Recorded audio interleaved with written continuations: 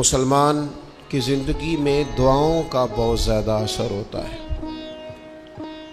دعائیں لگ جایا کرتی ہیں، دعائیں اپنا رنگ دکھایا کرتی ہیں، دعائیں اپنا اثر رکھتی ہیں، اور انسان کے گرد جو چیز حصار بن کر اس کی حفاظت کرتی ہے وہ بھی دعا ہوتی ہے۔ دعائیں کرنی بھی چاہیے۔ نبی کریم علیہ السلام نے فرمایا جو اللہ تعالیٰ سے نہیں مانگتا اللہ اس سے ناراض ہو جاتا ہے۔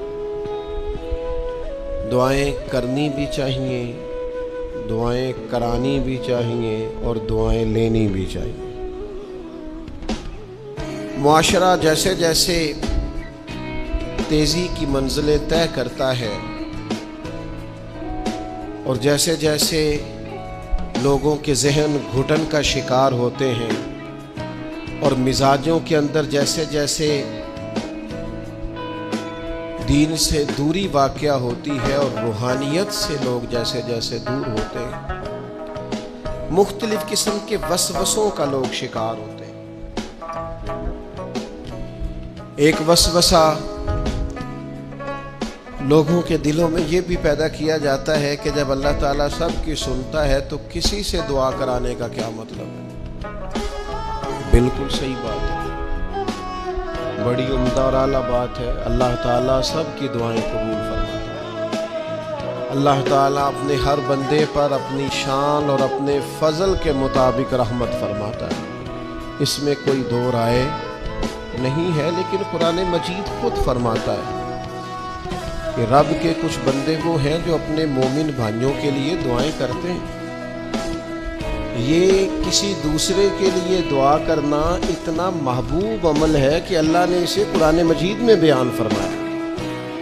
وَالَّذِينَ جَاءُوا مِن بَعْدِهِمْ يَقُولُونَ رَبَّنَا اغْفِرْ لَنَا وَلِإِخْوَانِنَا الَّذِينَ سَبَقُونَا بِالْإِيمَانِ، فرمایا وہ جو ان کے بعد آئے وہ عرض کرتے ہیں رب کی بارگاہ میں کہ اے اللہ ہمیں بھی بخش دے اور ہمارے ان بھائیوں کو بھی بخش دے جو ہم سے پہلے ایمان لائے۔ وہ اپنے پچھلوں کے لیے دعائیں کرتے ہیں، اللہ کے حضور عرض کرتے ہیں یا اللہ انہیں معاف کر دے، انہیں بخش دے۔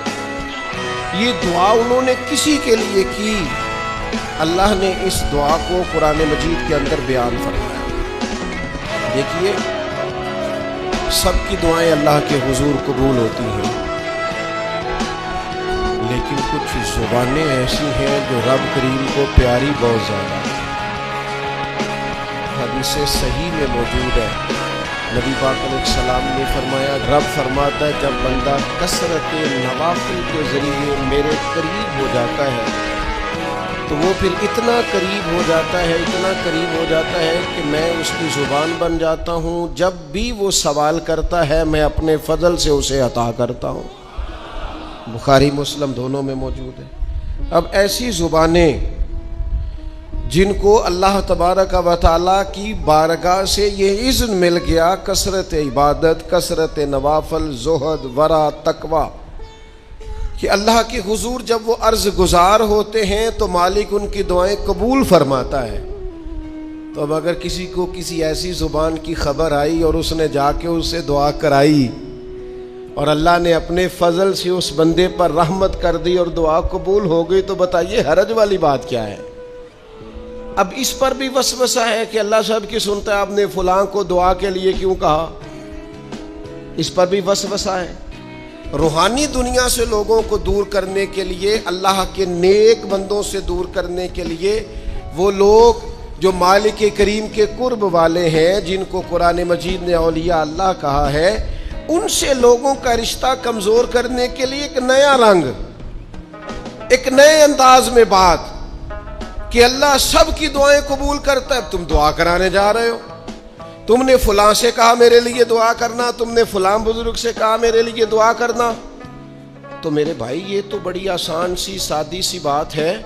اچھا یہ بھی ضروری نہیں کہ جو دعا کرا رہا ہے وہ کوئی کمزور ہی ہو، وہ گناہگار ہی ہو اور وہ کسی نیکوکار سے ہی کہے کہ میرے لیے دعا کرنا تو تبھی بات بنے گی۔ بعض نیک بھی کہہ دیتے ہیں اور اس سے کہہ دیتے ہیں جو درجے میں ان سے کم ہوتا ہے، کیا حضرت